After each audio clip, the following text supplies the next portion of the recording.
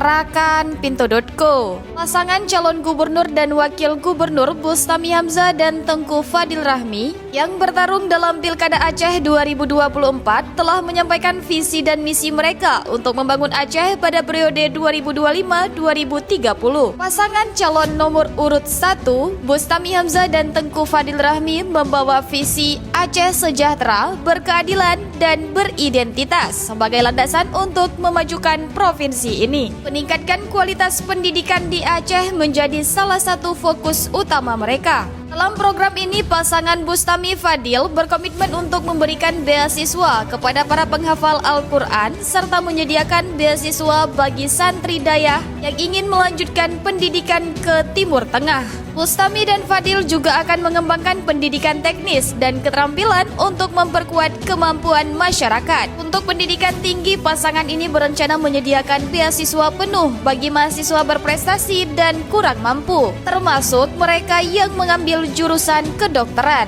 Tidak hanya itu, mereka juga akan memberikan subsidi untuk kebutuhan sekolah seperti tas, baju, dan sepatu bagi siswa tingkat dasar hingga menengah.